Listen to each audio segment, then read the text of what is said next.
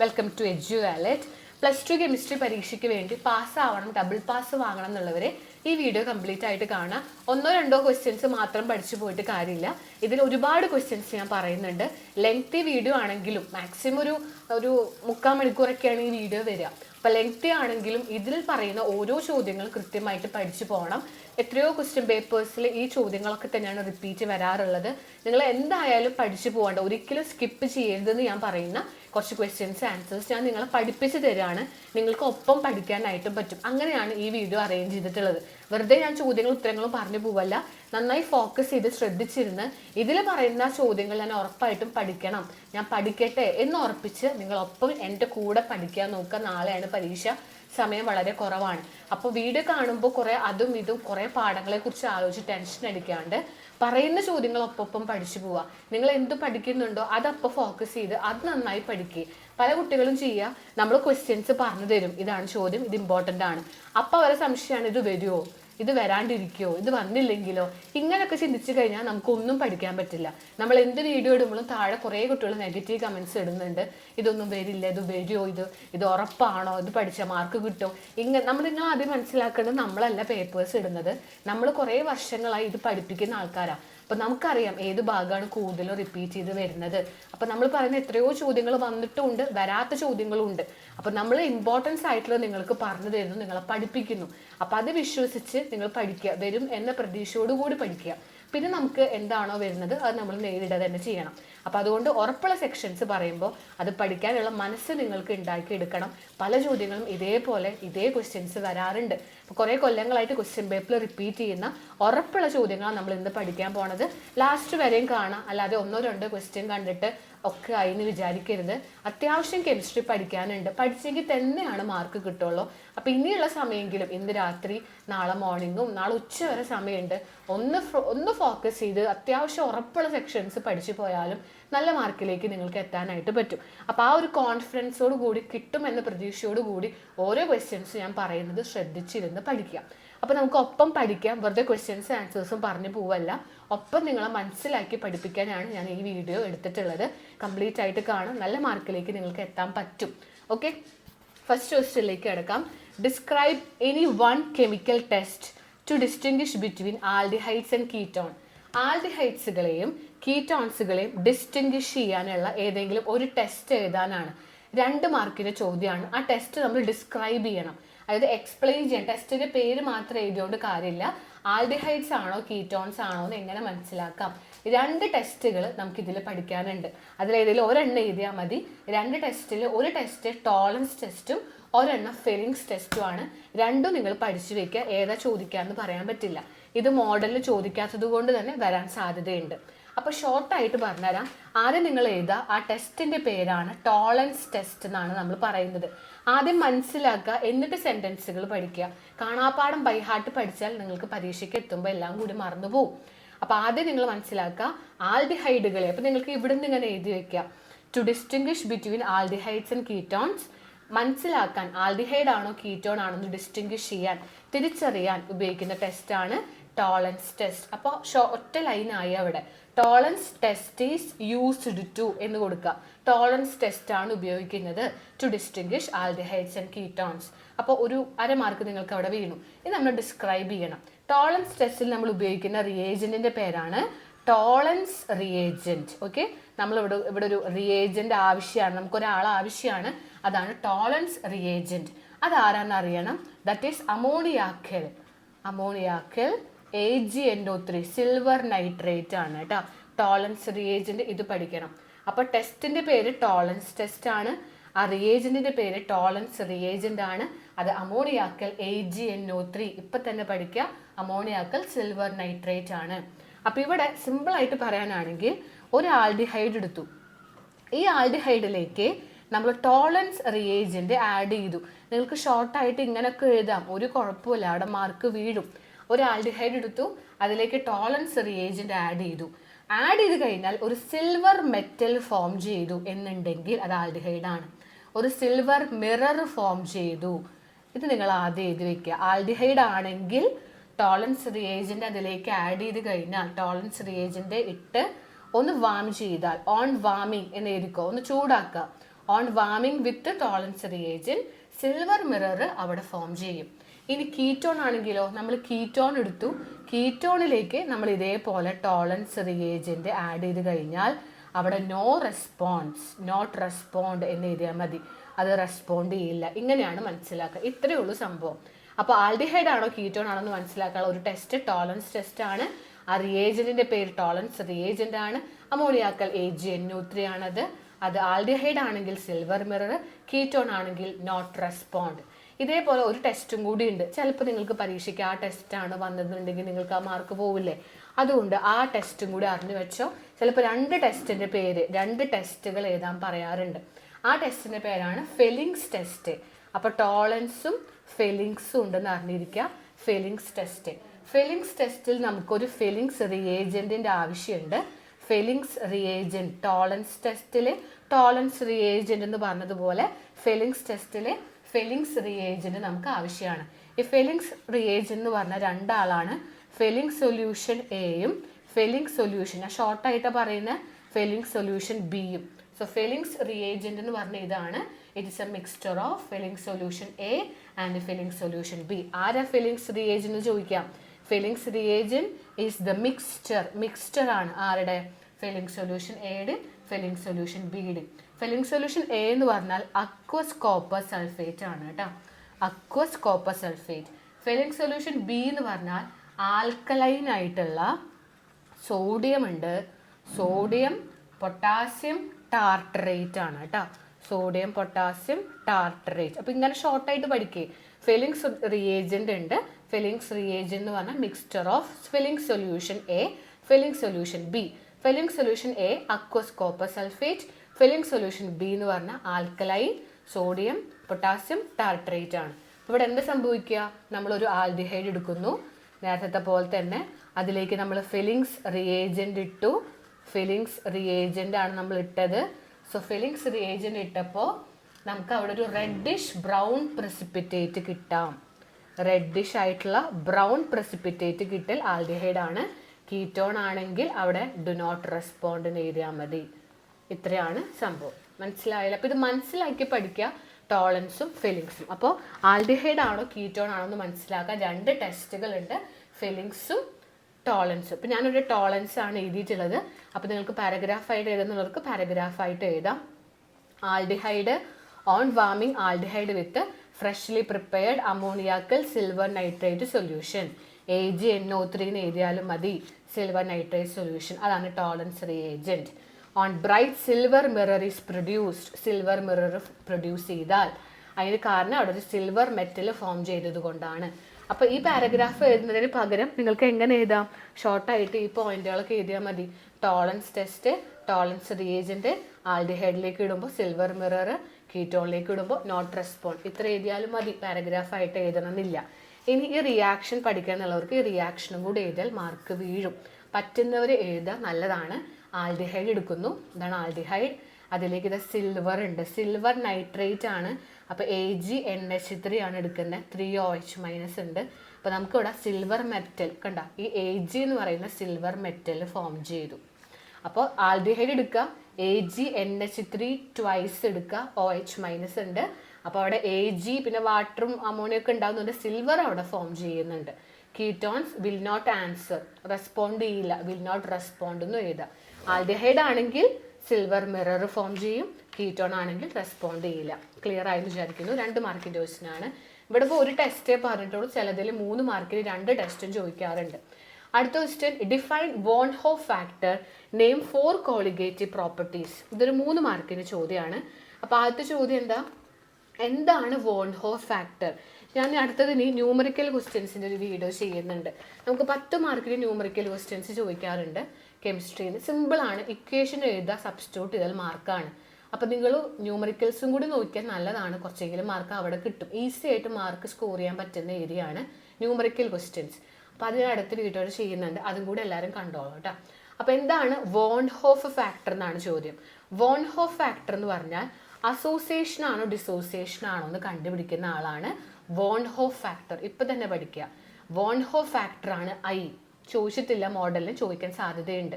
Von Hoff factor ആണ് I വെച്ചിട്ട് നമ്മൾ എന്താ കണ്ടുപിടിക്കുക? ഇത് അസോസിയേഷൻ ആണോ, ഐയുടെ വാല്യൂ നോക്കിയിട്ട് അസോസിയേഷൻ ആണോ ഡിസോസിയേഷൻ ആണോ നമുക്ക് കണ്ടുപിടിക്കാനായിട്ട് പറ്റും. ഐ കണ്ടുപിടിക്കാൻ ഇക്വേഷൻ ഉണ്ട്, ആ ഇക്വേഷൻ പഠിച്ച് അത് എഴുതുക, അത്രേ വേണ്ടോ. അപ്പോൾ വോൺ ഹോഫ് ഫാക്ടർ ആരാണ്, അത് ഐ ആണ്. It account for the extent of association or dissociation. Association നടന്നോ ഡിസോസിയേഷൻ നടന്നോ അതിൻ്റെ എക്സ്റ്റെൻറ്റ് മാക്സിമം ലിമിറ്റ് കണ്ടുപിടിക്കുന്നതാണ് ഐ. സോ ഐ കണ്ടുപിടിക്കാനുള്ള ഒരു ഇക്വേഷൻ ഇതാണ്, normal molar mass by abnormal. സിമ്പിളാണ്, ഇപ്പം തന്നെ പഠിച്ചോ, നോർമൽ ബൈ അബ്നോർമൽ. ഇനി ഐ നമുക്ക് എങ്ങനെ കണ്ടുപിടിക്കാം, ഇതിവിടെ ചോദിച്ചിട്ടില്ല, പക്ഷെ ഇത് ഞാൻ എക്സ്ട്രാ പറയാണ്. എങ്ങനെ കണ്ടുപിടിക്കാമെന്ന് ചോദിക്കും. How can you find out association or dissociation on the basis of von Hoff factor. അപ്പോൾ എന്താ വോൺ ഹോഫ് ഫാക്ടർ എന്ന് ചോദിച്ചാൽ ഇത് എഴുതിയാൽ മതി. അസോസിയേഷൻ ആണോ ഡിസോസിയേഷൻ ആണോ എന്ന് കണ്ടുപിടിക്കാനാണ് ഇക്വേഷൻ എഴുതിയാൽ മതി. 1 മാർക്കിന് ഇത്ര മതി. പക്ഷെ സപ്പോസ് എങ്ങനെ കണ്ടുപിടിക്കാമെന്ന് ചോദിച്ചാൽ നിങ്ങൾ ഇതും കൂടി 2 മാർക്കിനൊക്കെ ചോദിച്ചാൽ ഇതും കൂടി എഴുതണം. ഐയുടെ വാല്യൂ 1നേക്കാൾ വലുത് കിട്ടി, നിങ്ങൾ ഈ ഇക്വേഷനിൽ ഇട്ട് കൊടുത്ത് ഐയുടെ വാല്യൂ വലുത് കിട്ടിയാൽ അവിടെ ഡിസോസിയേഷൻ ആണ്. ഐയുടെ വാല്യൂ 1നേക്കാൾ ചെറുതാണെങ്കിൽ അവിടെ അസോസിയേഷൻ ആണ്. ഐയുടെ വാല്യൂ 1 ആണെങ്കിൽ അവിടെ രണ്ടും ഇല്ല, അസോസിയേഷനും ഇല്ല ഡിസോസിയേഷനും ഇല്ല. സിമ്പിൾ ആണല്ലോ. 1നേക്കാൾ വലുത് വലിയ നമ്പർ ആണെങ്കിൽ ഡിസോസിയേറ്റ് ചെയ്തു, കുറേ ഇങ്ങനെ സ്പ്ലിറ്റ് ചെയ്തു പോയി. ചെറുതാണെങ്കിൽ അവർ കൂടിച്ചേർന്നു, അസോസിയേഷൻ. 1 ആണെങ്കിൽ no dissociation and association. Okay, പഠിച്ചു വെച്ചു, ഇപ്പം തന്നെ പഠിച്ചു എന്ന് വിചാരിക്കുന്നു. ഏതൊക്കെയാണ് 4 കോളിഗേറ്റീവ് പ്രോപ്പർട്ടി? ഇത് എല്ലാ പരീക്ഷയ്ക്കും ചോദിക്കാറുള്ളതാണ്, പക്ഷെ മോഡലിൽ ചോദിച്ചിട്ടില്ല ഏതൊക്കെയാണെന്നുള്ളത്. അപ്പോൾ അതുകൊണ്ട് പബ്ലിക്കിന് വരാൻ സാധ്യതയുണ്ട്. So colligative properties 4 എണ്ണാണുള്ളത്. നമുക്ക് കോളിഗേറ്റീവ് പ്രോപ്പർട്ടീസിൻ്റെ എന്താ കോളിഗേറ്റീവ് പ്രോപ്പർട്ടീസ് എന്നുള്ളതും പഠിച്ചു വെക്കുന്നത് നല്ലതാണ്, പഠിച്ചിരിക്കണം എന്ന് ഞാൻ പറയും. എന്താ കോളിഗേറ്റീവ് പ്രോപ്പർട്ടീസ് എന്ന് പറഞ്ഞു കഴിഞ്ഞാൽ the properties which depends on the number of solute particle. ഷോർട്ടായിട്ട് പറയാനാണെങ്കിൽ എന്താ colligative property, what do you mean by, എന്താണ് കോളിഗേറ്റീവ് പ്രോപ്പർട്ടി എന്ന് ചോദിച്ചാൽ ഇങ്ങനെ എഴുതാ, ദ പ്രോപ്പർട്ടീസ്. അത് കുറച്ച് പ്രോപ്പർട്ടീസ് ആണ്. അതെന്താ ചെയ്യുക, ഡിപ്പെൻസ് ഓൺ, അത് ആരെ മാത്രമേ ഡിപ്പെൻഡ് ചെയ്യുന്നത്, ഡിപ്പെൻസ് ഓൺ നമ്പറിനെ മാത്രമേ ഡിപ്പെൻഡ് ചെയ്യുന്നത്. നമ്പർ ഓഫ് സൊല്യൂട്ട് പാർട്ടിക്കിൾസ്, പാർട്ടിക്കിൾസിൻ്റെ എണ്ണത്തിനെ മാത്രമേ അവർ ഡിപ്പെൻഡ് ചെയ്യുന്നുള്ളൂ. Depends on number of solute particle. എന്തിനെ ഡിപ്പെൻഡ് ചെയ്യുന്നില്ല, ഇർറെസ്പെക്റ്റീവ് ഓഫ് എന്ന് പറഞ്ഞാൽ നോക്കുന്നില്ല, ഇർറെസ്പെക്റ്റീവ് ആണ്, റെസ്പെക്റ്റ് കൊടുക്കുന്നില്ല ആർക്ക്, നേച്ചർ ഓഫ് ദ സൊല്യൂഷൻ. അവർ നേച്ചർ ഒന്നും നോക്കുന്നില്ല, എത്ര ഉണ്ടെന്നോ അവരുടെ സ്വഭാവ കാര്യങ്ങളൊന്നും നോക്കുന്നില്ല. Irrespective of the nature relative to total number of particle. Total number of particles എത്ര ഉണ്ട് അതിൻ്റെ നേച്ചറോ കാര്യങ്ങളോ അവർ നോക്കുന്നില്ല. സോ കോളിഗേറ്റീവ് പ്രോപ്പർട്ടീസ് എന്താണെന്നുള്ളത് അറിഞ്ഞിരിക്കുക. ഡെഫിനേഷൻ ഞാൻ ജസ്റ്റ് ഇവിടെ കാണിക്കാം, നിങ്ങളുടെ കയ്യിൽ അതിൻ്റെ നോട്ട് ഇല്ലെങ്കിൽ ഇപ്പം തന്നെ പഠിച്ചോ. കോളിഗേറ്റീവ് പ്രോപ്പർട്ടി എന്താണെന്നുള്ളത് പഠിച്ചു വെക്കുന്നത് നല്ലതാണ്. What do you mean by എന്ന് ചോദിക്കാറുണ്ട്. ഇതാണ് സംഭവം, കണ്ട, property which depends on number of solute particle. അതാണ് മെയിൻ പോയിന്റ്. ആരെ ഡിപ്പെൻഡ് ചെയ്യുന്ന, number of solute particle irrespective of their nature relative to total number of particles present in the solution. അപ്പോൾ main point depends on number of particle എന്നുള്ളതാണ്. പാർട്ടിക്കിൾസിൻ്റെ എണ്ണത്തിനാണ് depend ചെയ്യുന്നത്.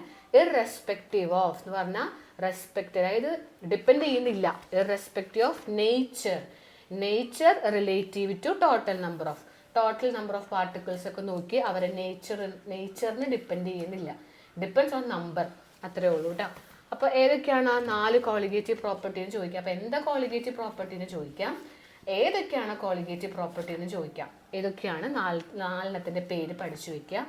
Relative lowering of vapour pressure, elevation of boiling point, depression of freezing point, ഇനി osmotic pressure. ഏതൊക്കെയാണ്, relative lowering of vapour pressure, elevation of boiling point കൂടും, freezing point ഡിപ്രഷനാണ്, പിന്നെ osmotic പ്രഷറുമാണ് കേട്ടോ. 4 പഠിച്ചു എന്ന് വിചാരിക്കുന്നു, എല്ലാവർക്കും അറിയുന്ന കാര്യങ്ങളാണെന്ന് വിചാരിക്കുന്നു, പഠിച്ചു വയ്ക്കുക. അടുത്ത ക്വസ്റ്റ്യൻ ഇതാണ്, discuss the geometry of CONH3 on the basis of valency bond theory. ഇത് കോർഡിനേഷൻ കോമ്പൗണ്ട്സ് എന്ന് പറഞ്ഞ ചാപ്റ്ററാണ്. ഇതേപോലത്തെ ഒരു ക്വസ്റ്റ്യൻ നിങ്ങൾ മോഡലിൽ ചോദിച്ചു. ഇതുപോലെ ഒരാളെ തന്നിട്ട് ഇയാളെ ഹൈബ്രിഡൈസേഷൻ എന്താ, ഇയാളെ മാഗ്നറ്റിക് പ്രോപ്പർട്ടി എന്താ, ഇന്നർ ആണോ ഔട്ടർ ആണോ, അങ്ങനെയൊക്കെയുള്ള ചോദ്യം നിങ്ങൾക്ക് പരീക്ഷയ്ക്ക് ചോദിച്ചിട്ടുണ്ട്. ഓക്കെ, ഏതൊക്കെയാണെന്നുള്ളത് അതേപോലത്തെ ഒരു ചോദ്യം ഞാനിവിടെ ജസ്റ്റ് നിങ്ങൾക്ക് പറഞ്ഞു തരികയാണ്. അറിഞ്ഞിരിക്കുന്നത് നല്ലതാണ്. അപ്പോൾ ഇവിടെ എന്താ ചോദിച്ചിട്ടുള്ളത്? Discuss the geometry. ഇത് ജോമെട്രി എന്ന് പറഞ്ഞാൽ എന്ത് ഷേപ്പാന്ന് എഴുതുക. ഇതിവിടെ ഇപ്പോൾ ജോമെട്രി എന്നാണ്, ചിലപ്പോൾ ജോമെട്രി എന്നാവില്ല, മാഗ്നറ്റിക് പ്രോപ്പർട്ടി അല്ലെങ്കിൽ ഹൈബ്രിഡൈസേഷൻ അങ്ങനെയൊക്കെയാവും ചിലപ്പോൾ ക്വസ്റ്റ്യൻ പേപ്പറിൽ വരിക. അപ്പോൾ ഇങ്ങനെ ഒരു ക്വസ്റ്റ്യൻ വന്നാൽ നമുക്ക് എന്തൊക്കെ ചെയ്യാമെന്ന് ആദ്യം അറിഞ്ഞിരിക്കുക. നിങ്ങൾ ഇങ്ങനൊരു ചോദ്യം വന്നാൽ ആദ്യം അറിഞ്ഞിരിക്കേണ്ടത് ഈ ഒരു സംഭവമാണ്. കുറച്ച് ആൾക്കാരുടെ ആറ്റോമിക് നമ്പർ അറിഞ്ഞിരിക്കുന്നത് നല്ലതാണ്. ആരുടെയൊക്കെയാണെന്ന് ഞാൻ പറഞ്ഞുതരാം. മെയിനായിട്ട് ടൈറ്റാനിയം 22 മെയിനായിട്ടുള്ള ആൾക്കാരെ പറയുന്നത്. Chromium 24, manganese 25, Fe 26, cobalt 27, nickel 28, copper 29. ഇവരുടെ അറിഞ്ഞിരിക്കും. ഇതിൽ മെയിനായിട്ട് ഇപ്പോൾ പഠിക്കേണ്ടത് ഇതാണ്. Fe 26, cobalt 27, nickel 28. ഇവർ 3 ആളെ ഇപ്പം തന്നെ പഠിച്ചോ. ക്രോമിയോ നോക്കിക്കോ, ഈ 4 ആൾ. അപ്പം 26, 27, 28 മറക്കണ്ട. FeCO ഇതാ ഫെക്കോനി എന്ന് പഠിച്ചോ. ഫെക്കോനി എന്ന് പറഞ്ഞാൽ എന്താ? Fe 26, 27, 28 കേട്ടോ. 24 ക്രോമിയം. ഈ നമ്പർ ഇപ്പം തന്നെ പഠിക്കുക. ഇനി വേറെ ഒന്നും നോക്കണ്ട. 26, 27, 28 FeCO ഫെക്കോനി. അങ്ങനെ ഒരു ഷോർട്ടായിട്ട് ഓർത്ത് വെച്ചോ. ഇത് ആദ്യം അറിഞ്ഞിരിക്കുക. അടുത്തൊരു കാര്യം അറിഞ്ഞിരിക്കേണ്ടത് സ്ട്രോങ്ങും വീക്കും ആയിട്ടുള്ള ചില ആൾക്കാർ ആരൊക്കെയാണ്. സ്ട്രോങ് ആയിട്ടുള്ള ചില ആൾക്കാരുണ്ട്, വീക്ക് ആയിട്ടുള്ള ചില ആൾക്കാരുണ്ട്. ഇത് കോർഡിനേഷൻ കോമ്പൗണ്ട് എന്ന് പറഞ്ഞ ചാപ്റ്ററാണ്. ആ ചാപ്റ്ററിൻ്റെ IUPAC നെയിം കണ്ടുപിടിക്കാനൊക്കെ ഉള്ള വീഡിയോ ഞാൻ ഓൾറെഡി ചെയ്തിട്ടുണ്ട്. അപ്പോൾ ഞാൻ താഴെ അതിൻ്റെയൊക്കെ ലിങ്ക് കൊടുക്കാം. അപ്പോൾ അതൊക്കെ ഒന്നും കൂടി ഡീറ്റെയിൽ ആയിട്ട് പഠിക്കണം എന്നുള്ളവർക്ക് അത് നോക്കി പഠിക്കാം. ഓക്കെ, ഞാൻ കൃത്യമായിട്ട് ഓരോന്ന് എക്സ്പ്ലെയിൻ ചെയ്യുന്ന വീഡിയോസൊക്കെ ഓൾറെഡി ചെയ്തിട്ടുണ്ട് കേട്ടോ.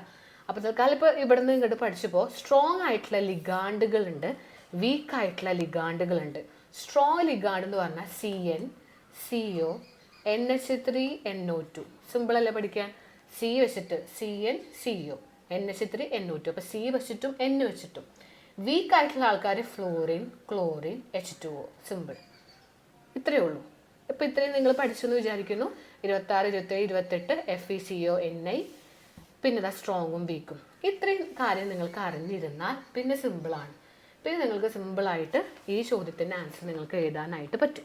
അപ്പോൾ ഇവിടെ നമ്മൾ ആദ്യം ചെയ്യേണ്ടത് CO NH3 6 3+. ഇത് നിങ്ങളുടെ അടുത്ത് എഴുതി.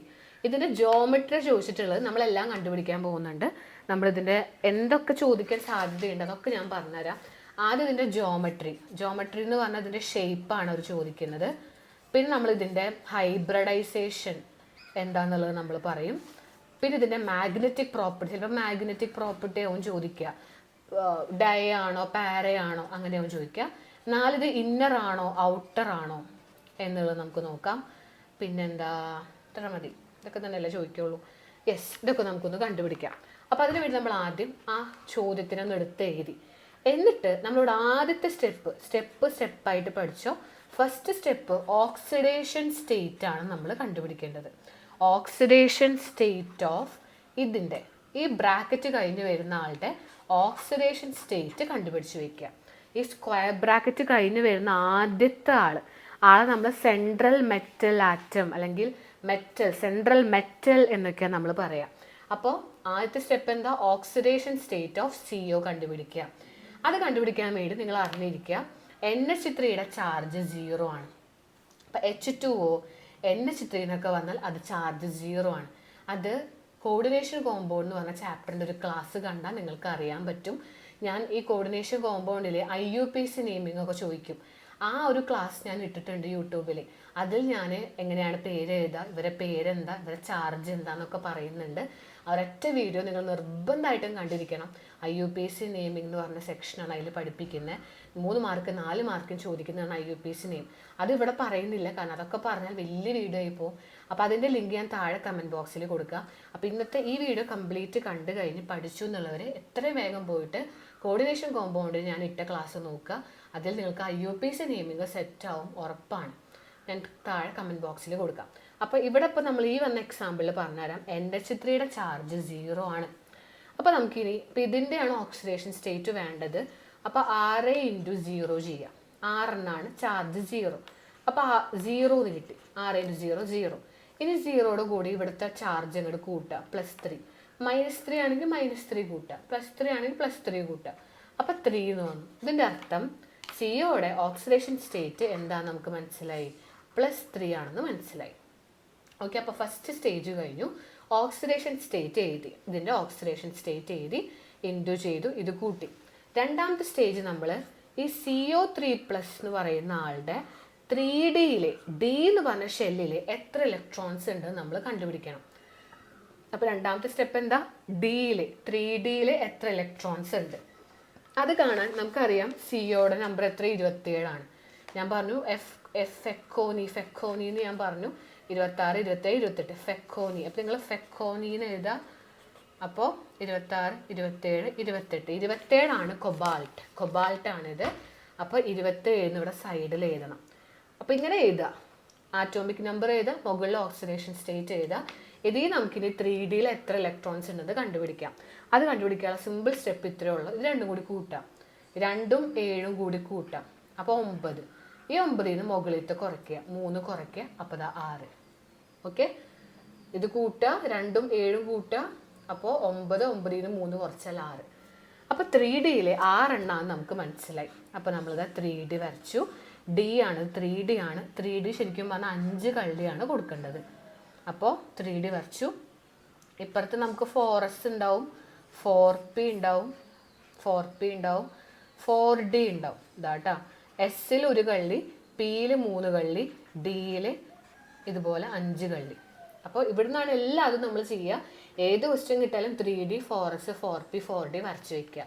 ഇനി ഒരു 3Dയിൽ എത്ര എണ്ണം പറയുന്നത്, 6 എണ്ണം. അപ്പോൾ നമുക്ക് 6 എണ്ണം വരയ്ക്കാം. 1, 2, 3, 4, 5, 6 എണ്ണം നമ്മൾ വരച്ചു. അപ്പോൾ ആദ്യം എല്ലാത്തിലും ഒരെണ്ണം കൊടുത്തിട്ട് വേണം ബാക്കി ഇവിടെ കൊടുക്കാൻ. ഇനി നമുക്ക് എന്ത് ചെയ്യാം, ഇത്രയും കാര്യം നമ്മൾ ചെയ്തു. ഇനി നമ്മുടെ ചോദ്യത്തിനൊന്ന് എടുത്ത് എഴുതാം. സിയോയുടെ കൂടെ NH3 ആണ് വന്നിട്ടുള്ളത്, 6 എണ്ണം 3+. അപ്പോൾ ഇതിൻ്റെ ഷേപ്പ് ഇവിടെ മാറും. അതായത് NH3 എന്ന് പറഞ്ഞാൽ ഒരു സ്ട്രോങ് ലിഗാണ്ടാണ്. കണ്ടോ, CN, CO, NH3, NO2 ഇതിൽ ഏത് വന്നാലും ഒരു സ്ട്രോങ് ലിഗാണ്ടാണ്. ഇവരാണെങ്കിൽ വീക്ക് ലിഗാണ്ടാ, ഫ്ലോറിൻ, ക്ലോറിൻ, H2O ഒക്കെ വീക്കാണ്. ഇവിടെ വന്നിട്ടുള്ളത് NH3 ആണ്. ഓക്കെ, ഈ NH3 എന്ന് പറഞ്ഞാൽ ഒരു സ്ട്രോങ് ലിഗാണ്ട് ആയതുകൊണ്ട് ഇവരെ ഒക്കെ ഒന്ന് വഴി മാറിക്കൊടുക്കും. അതായത് നമ്മൾ വീണ്ടും ഇവരെ വരയ്ക്കാം, 3D വരയ്ക്കാം, 4s വരയ്ക്കാം, വീണ്ടും ഇവരെ വരച്ച് വയ്ക്കുക നിങ്ങൾ, 4p വരയ്ക്കുക, 4D. ഇനി ഇവിടെ നമ്മൾ മാറ്റങ്ങൾ വരുത്തണം. ഇവിടെ എന്ത് മാറ്റങ്ങൾ വരിക, അപ്പോൾ ശരിക്കും CO3+ എന്ന് പറഞ്ഞാൽ ഇതാണ്. ഇതിലേക്ക് നമ്മൾ ആരെ കൊടുത്തു, NH3 വന്നിട്ടുണ്ട്, 6 NH3. അത് സ്ട്രോങ് ലിഗാണ്ട് ആയതുകൊണ്ട് എന്ത് സംഭവിക്കും, ഈ 3D എല്ലാം വഴി മാറിക്കൊടുക്കും. സ്ട്രോങ് ആയിട്ടുള്ള ആളാണ് സിയോയുടെ കൂടെ വന്നത്. അപ്പോൾ ഇവർ വഴി മാറിക്കൊടുക്കാന്ന് പറഞ്ഞാൽ ഇവർ പെയറിങ് നടക്കും. എന്ന് പറഞ്ഞാൽ ഈ ആൾ ഇങ്ങോട്ട് പോകും, ഈ ആൾ ഇങ്ങോട്ട് പോകും. അപ്പോൾ 5 കള്ളി വരച്ചോ, ഇവിടെ ഓൾറെഡി 2 എണ്ണം ഉണ്ട്, അവിടെ ഇനി സ്ഥലമില്ല. ഇവിടെ ഇയാൾ വരും, കണ്ടോ, ഇയാൾ ഇങ്ങോട്ട് വരും, ഇതും കൂടി ചേർന്നിട്ട് മുകളിലേക്കും താഴത്തേക്കായി. അതുപോലെ ഇത് രണ്ടും കൂടി ചേർന്നിട്ട് മുകളിലേക്കും താഴത്തേക്കായി. കണ്ട, ഒരു പെയറിങ് നടന്നു. ഇനി ബാക്കിയുള്ള സ്ഥലത്തേക്കാണ് ആര് വരിക, 6 NH3 വരിക. അപ്പോൾ സ്ട്രോങ് ലിഗാണ്ട് വന്നതുകൊണ്ട് 3Dയിലെ പെയറിങ് നടക്കും. വീക്ക് ആണെങ്കിൽ പെയറിങ് നടക്കില്ല. ഇങ്ങനെ തന്നെ നമ്മൾ എഴുതേണ്ടുള്ളൂ. പക്ഷെ സ്ട്രോങ് വന്നതുകൊണ്ട് ഇവരെ നമ്മളിങ്ങനെ പെയർ ചെയ്ത് 2 സ്ഥലം അവിടെ ഫ്രീ ആയി. ഇതിലേക്ക് ആര് കയറി വരും, 6 NH3 കയറി വരും. ഇതാ 1, 2, 3, 4, 5, 6 ഈ സ്ഥലങ്ങളിലേക്ക് ഇങ്ങനെ ടിക്കറ്റ് വെച്ചോ, അവിടേക്കൊക്കെ ആര് കയറി വരും, 6 NH3. ഇതാ ഇങ്ങനെ 2 ഇതൊക്കെ NH3കളാണ്. 6 സ്ഥലങ്ങളിൽ 1, 2, 3, 4, 5, 6. അപ്പോൾ എവിടെയൊക്കെ വന്ന് കയറി, ഡിയിൽ 2 കള്ളിയിൽ വന്നു, ഡിയിൽ 2 കള്ളിയിൽ, ഒരു എസ്സിൽ, ഇത് 4s ആണല്ലോ, ഒരു എസ്സിൽ വന്നു, 3 പിയിലും വന്നു. ഇതാണ് ഹൈബ്രിഡൈസേഷൻ, ഇവിടുത്തെ D2sp3. ഇതാണ്. ഇത്രയും നിങ്ങൾ വരച്ച് വെച്ചിട്ട് നമുക്ക് ഇനി എഴുതാൻ പറ്റും.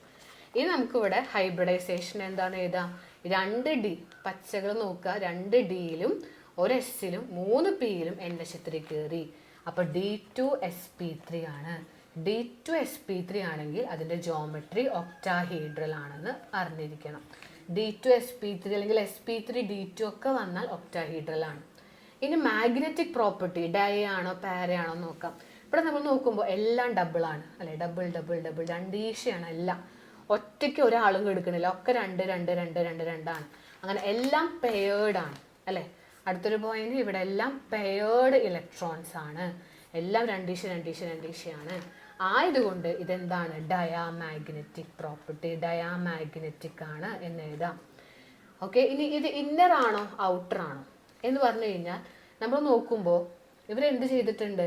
ഇവർ ഉള്ളിലേക്ക് കയറിയിട്ടുണ്ട്, അല്ല എല്ലാവരും ഉള്ളിലേക്ക് കയറിയിട്ട് ഇവിടെ നിന്നൊക്കെ എടുത്തിട്ടുണ്ട്, ഇന്നറിൽ നിന്ന് എടുത്തിട്ടുണ്ട്, ഇതിൻ്റെ ഉള്ളിൽ നിന്ന് എടുത്തിട്ടുണ്ട്. അതുകൊണ്ട് ഇവർ ഇന്നർ ഓർബിറ്റിലാണ്. ഇന്നർ ആണോ ഔട്ടർ ആണോ ചോദിച്ചാൽ ഇന്നർ ആണ്. ഇവര് ഇതിൻ്റെ ഉള്ളിൽ നിന്നും, അതായത് ഇവിടുന്നും ഇതിൻ്റെ ഉള്ളിലേക്ക് ഒരു കയറി ഇരുന്നിട്ടുണ്ട്, പുറത്ത് മാത്രമല്ല ഇപ്പുറത്തും ഇവർ വന്നിട്ടുണ്ട്. അപ്പോൾ ഇന്നറാണ്. ഇത്രയും സംഭവമാണുള്ളത്.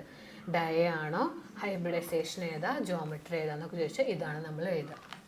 ക്ലിയർ ആയി എന്ന് ഞാൻ വിചാരിക്കുന്നു. ഓക്കെയാണ്. അപ്പോൾ ആദ്യത്തെ സ്റ്റെപ്പ് ഓക്സിഡേഷൻ സ്റ്റേറ്റ് കാണുക. ഇങ്ങനെ ചെയ്യുക, 3 കൂട്ടുക. അത് വെച്ചിട്ട് സിയോടെ മുകളിൽ എഴുതുക. 3D എത്തുന്നുണ്ടോ നോക്കുക, അത് കൊടുക്കുക. പിന്നെ സ്ട്രോങ് ലിഗാണ്ട് വന്നതുകൊണ്ട് പെയറിങ് നടക്കുക. വീക്കാണെങ്കിൽ ഇതിങ്ങനെ തന്നെ ഇടുക, അവരവിടെ തന്നെ ഇരിക്കും, ബാക്കി സ്ഥലങ്ങളെല്ലാം ഫില്ല് ചെയ്യുക. ഓക്കെ, പെയറിങ് നടത്തി എഴുതി. പിന്നെ അതിൻ്റെ ഗ്യാപ്പുകളിലൊക്കെ 6NH3 കയറി, 6 എന്നുള്ളത് കൊണ്ട് 6. ഓക്കെ, ക്ലിയർ ആയി വിചാരിക്കുന്നു. ഇതിൻ്റെയൊക്കെ മോർ ക്വസ്റ്റ്യൻസ് കാണുന്നുണ്ടെങ്കിൽ താഴെ കോർഡിനേഷൻ കോമ്പൗണ്ട് ലിങ്ക് കൊടുക്കാം, അത് നോക്കാം കേട്ടോ. അടുത്ത ക്വസ്റ്റ്യൻ നോക്കാം. Give the steps involve in preparation of potassium dichromate from the chromate or. ഇതൊരു ഇമ്പോർട്ടൻ്റ് ക്വസ്റ്റ്യൻ ആണ്. D&F ബ്ലോക്ക് എലമെൻറ്റ്സ് എന്ന് പറഞ്ഞ പാഠത്തിലെ ചോദ്യമാണ്. ഈ D&F ബ്ലോക്കിൽ നിന്ന് നമുക്ക് ഇങ്ങനത്തെ ഒരു ചോദ്യം എല്ലാ കൊല്ലം വരാറുള്ളതാണ്. പക്ഷെ നിങ്ങൾക്ക് ഇപ്രാവശ്യം വന്നിട്ടില്ല, മോഡലിന് വന്നിട്ടില്ല. അതുകൊണ്ട് ഇത് നിർബന്ധമായിട്ടും പഠിക്കണം എന്ന് ഞാൻ പറയുന്നു. അപ്പോൾ ഇതെന്താണ് ക്വസ്റ്റ്യൻ? പൊട്ടാസ്യം ഡൈക്രോമേറ്റിൻ്റെ പ്രിപ്പറേഷനാണ് ചോദിച്ചിട്ടുള്ളത്. നമുക്ക് ഒപ്പം പഠിക്കാം. ഇത് കുറച്ച് ടഫുള്ള ഏരിയ ആണ്, തുറന്ന് പറയാനാണെങ്കിൽ കുറച്ച് ടഫുള്ള സെക്ഷനാണ്. ഇത് പഠിച്ചെടുക്കാൻ പലരും ബുദ്ധിമുട്ട് പറയുന്ന ഒരു ഏരിയ ആണ്. അപ്പോൾ ഇവിടെ ശ്രദ്ധിച്ചോ, നമുക്ക് ഒപ്പം അങ്ങോട്ട് പഠിക്കാം. എന്താ നമ്മൾ പ്രിപ്പയർ ചെയ്യാൻ പോകുന്നത്? K2Cr2O7 ആണ് നമ്മൾ പ്രിപ്പയർ ചെയ്യാൻ പോകുന്നത്. K2Cr2O7, ഇതിൻ്റെ പേരെന്താ? Potassium dichromate. ഓക്കെ, ഈ പേരുകളൊക്കെ ഒന്ന് പഠിക്കണം. പരീക്ഷയ്ക്ക് എന്താ ചോദിക്കുക? Write the preparation of potassium dichromate. പൊട്ടാസ്യം ഡൈക്രോമേറ്റിൻ്റെ പ്രിപ്പറേഷൻ എഴുതുക. അപ്പോൾ ആദ്യം അറിഞ്ഞിരിക്കുക, പൊട്ടാസ്യം ഡൈക്രോമേറ്റിൻ്റെ ഫോർമുല എന്താണ്? K2Cr2O7 ആണ്. അത് ആദ്യം പഠിച്ചു വയ്ക്കണം. K2Cr2O7 ആണ് നമ്മൾ പ്രിപ്പയർ ചെയ്യാൻ പോകുന്നത്. പൊട്ടാസ്യം ഡൈക്രോമേറ്റ് പ്രിപ്പയർ ചെയ്യുന്നു. അതിനായിട്ട് നിങ്ങൾ ആദ്യത്തെ സ്റ്റെപ്പ്, ഒന്നാമത്തെ സ്റ്റെപ്പ് എന്ന് പറഞ്ഞു കഴിഞ്ഞാൽ പൊട്ടാസ്യം ഡൈക്രോമേറ്റ് ഉണ്ടാകും. ഇതാണ് നമുക്ക് ലാസ്റ്റ് ഉണ്ടാവേണ്ടത്. അതിനായിട്ട് നമ്മൾ എടുക്കുന്നത് ക്രോമൈറ്റ് ഓറിനെയാണ് നമ്മൾ ആദ്യം എടുക്കുക. ക്രോമൈറ്റിൻ്റെ ഒരു ഓർ എടുക്കുക. ക്രോമൈറ്റ് ഓർ, ഏതെങ്കിലും ക്രോമിയുള്ള ഒരു ഓർ എടുക്കുക എന്ന് പറഞ്ഞാൽ ക്രോമിയുള്ള ഒരാളെടുക്കുക. ഓക്കെ, ഈ ക്രോമൈറ്റ് ഓറിലേക്ക് സോഡിയമോ പൊട്ടാസ്യമോ അല്ലെങ്കിൽ സോഡിയം കാർബണേറ്റോ പൊട്ടാസ്യം കാർബണേറ്റോ വെച്ച് ഫ്യൂസ് ചെയ്യുക. അപ്പോൾ ആദ്യത്തെ സ്റ്റെപ്പ് ഫ്യൂഷനാണ്. ഫ്യൂഷൻ എന്ന് പറഞ്ഞാൽ മിക്സ് ചെയ്യുക. ആദ്യത്തെ സ്റ്റെപ്പ് ക്രോമൈറ്റിൻ്റെ ഒരു ഓറ്, ക്രോമൈറ്റ് ഉള്ള ഒരാളും സോഡിയം കാർബണേറ്റും കൂടി ഫ്യൂഷൻ ചെയ്യുക. ഇങ്ങനെ ചെയ്ത് കഴിഞ്ഞാൽ നമുക്ക് കിട്ടുക Na2CrO4 ആണ്. ഈ എണ്ണയും പിന്നെ അടുത്ത ക്രോമിയം CrO4 കിട്ടും. ഓക്കെ, ഇതാ സോഡിയവും ക്രോമേറ്റ് ഓറും കിട്ടുക. സോഡിയം CrO4 ആയി. അടുത്ത സ്റ്റെപ്പ് ഈ സോഡിയം ക്രോമേറ്റ്, ഇതാരാണ്? സോഡിയം ക്രോമേറ്റ് ആയി. ഇപ്പോൾ നമ്മുടെ കയ്യിൽ വെറും ക്രോമൈറ്റ് ഓറായിരുന്നു, ഏതോ ഒരു ക്രോമൈറ്റ് ഓറായിരുന്നു. അതിലേക്ക് സോഡിയം കാർബണേറ്റ് ആഡ് ചെയ്തപ്പോൾ സോഡിയം ക്രോമേറ്റ് ആയി.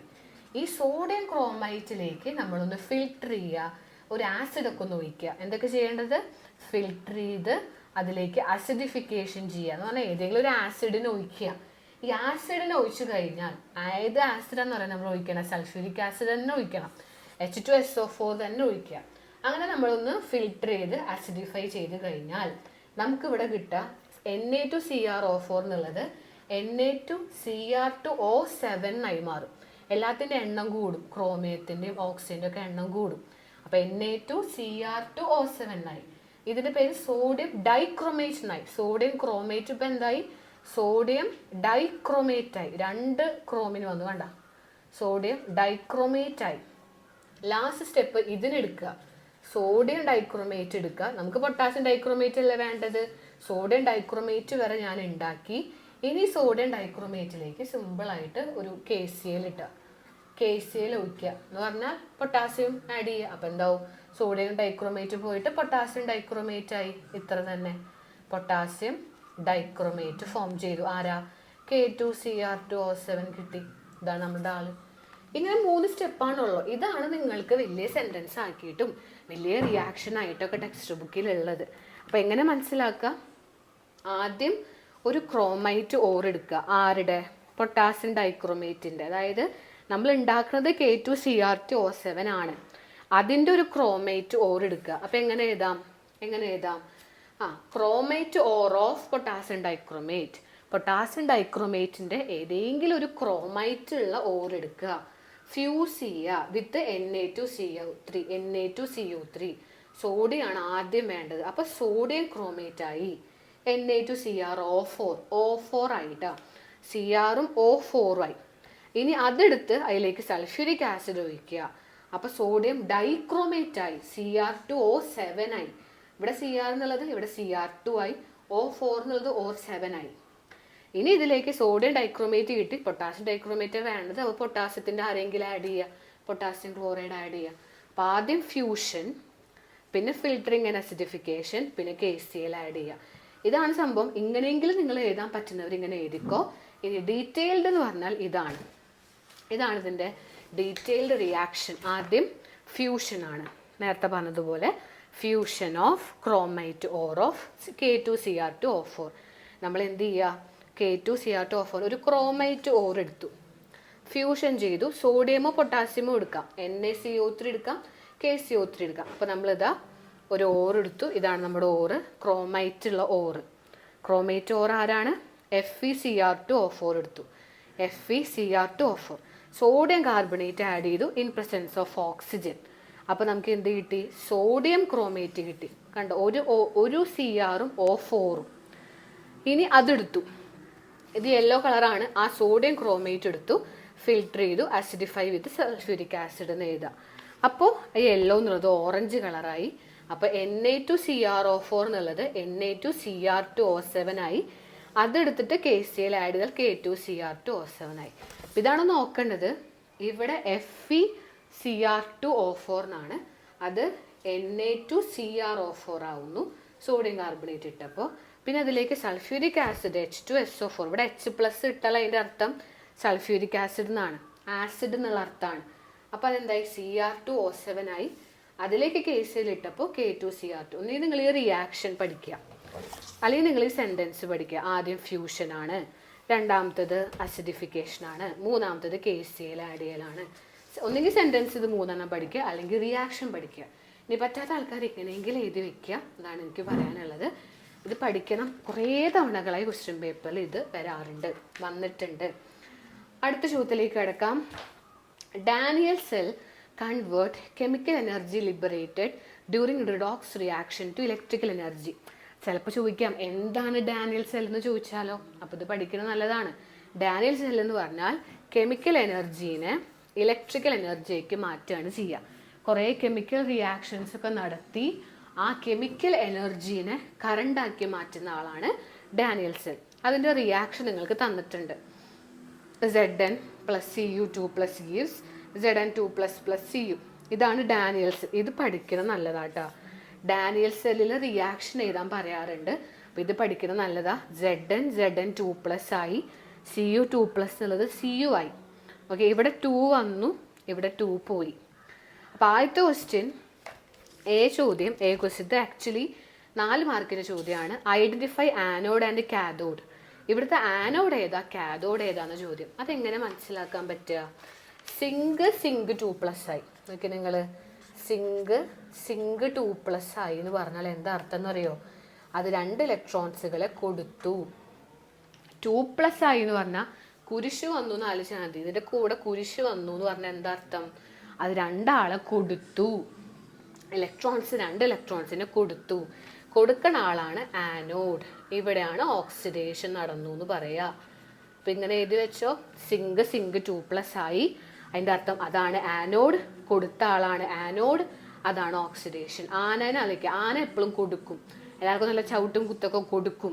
അപ്പം കൊടുത്തു കഴിഞ്ഞാൽ 2+ ആയാൽ അത് ആനോഡാണ്. ഇനി മറ്റേതോ Cu 2+ ആയിരുന്നു, ഓൾറെഡി കൊടുത്തിട്ട് നിൽക്കുകയാണ്. അതെന്ത് ചെയ്യും? ഈ 2 ഇലക്ട്രോൺസിനെ വാങ്ങിയിട്ട് Cu ആവും. ഇവിടെ വാങ്ങുകയാണ് ചെയ്യുക. വാങ്ങണ ആള് കാഥോഡാണ്. അതിന് റിഡക്ഷൻ എന്നാണ് പറയുക കേട്ടോ. അപ്പോൾ ഇവിടുത്തെ ചോദ്യം ആനോഡ് ഏതാ കാഥോഡ് ഏതാന്നാണ്. എന്ത് എഴുതിയാൽ മതി? സിങ്ക് ആണ് ആനോഡ്, കോപ്പർ ആണ് കാഥോഡ്. അടുത്ത question, calculate standard Gibbs energy for the reaction. ഈ റിയാക്ഷൻ, അതായത് ഈ തന്നിരിക്കുന്ന റിയാക്ഷൻ്റെ ഗിബ്സ് എനർജി കണ്ടുപിടിക്കുക. അപ്പോൾ ഇവിടെ ഗിബ്സ് എനർജി കണ്ടുപിടിക്കാനാണ്. ചിലപ്പോൾ ഗിബ്സ് എനർജിയുടെ ഇക്വേഷനൊക്കെ എഴുതാൻ ചോദിക്കാം. അപ്പോൾ പഠിക്കുന്നത് നല്ലതാണ്. അപ്പോൾ ഇവിടുത്തെ ആനോഡും കാഥോഡും എഴുതി, സിങ്കും കോപ്പറും എഴുതി. ഇനി ഗിബ്സ് എനർജിയുടെ ഇക്വേഷൻ ഇതാണ്, ഡെൽറ്റ ജി നോട്ട്. സ്റ്റാൻഡേർഡ് എന്ന് പറയുമ്പോഴാണ് മുകളിൽ 0 വരിക. സ്റ്റാൻഡേർഡ് ഗിബ്സ് എനർജി കാണാനുള്ള ഇക്വേഷൻ -NFE0 സെല്ലാണ് കേട്ടോ. ഓക്കെ, N എന്ന് പറഞ്ഞാൽ നമ്പർ ഓഫ് ഇലക്ട്രോൺസ്. ഇവിടെ എത്ര ഇലക്ട്രോൺസ് ഇവർ അങ്ങോട്ടും ഇങ്ങോട്ടൊക്കെ കൊടുത്തിട്ടുള്ളത്? 2 എണ്ണമാണ് അല്ലേ? നോക്കി നിങ്ങൾ, 2 ഇലക്ട്രോൺസ് ആണ്. അപ്പോൾ എന്നിൻ്റെ വാല്യൂ 2, മൈനസ് ഇട്ടോ 2. എഫ് എന്ന് പറഞ്ഞു കഴിഞ്ഞാൽ ഫാരഡേസ് കോൺസ്റ്റൻ്റ് ആണ്. അതിൻ്റെ വാല്യൂ ബൈ ഹാർട്ട് പഠിക്കണം. എഫിൻ്റെ വാല്യൂ ബൈ ഹാർട്ട് പഠിക്കുക. 96500 എന്ന് എഴുതുന്നവരുണ്ട്, 96487 എന്നും എഴുതാം. എഫിൻ്റെ വാല്യൂ പഠിച്ചു വയ്ക്കുക കേട്ടോ. ഓക്കെ, ഇനി E0 സെൽ ഇവിടെ തന്നിട്ടുണ്ട് 1.1 കണ്ടോ. അപ്പോൾ 1.1 ചെയ്യാം. ഇത് ചെയ്താൽ മതി. ഇത് ചെയ്താൽ ഏകദേശം 21227.1.4 ജൂൾ എന്ന് വരും ഗിബ്സ് എനർജി. എനർജിയുടെ യൂണിറ്റ് ജൂൾ. അപ്പോൾ ഇക്വേഷൻ പഠിക്കുക, സബ്സ്റ്റിറ്റ്യൂട്ട് ചെയ്യുക, എഫിൻ്റെ വാല്യൂ നിങ്ങൾ പഠിക്കണം. ഓക്കെ, അടുത്ത question, give the Nernst equation.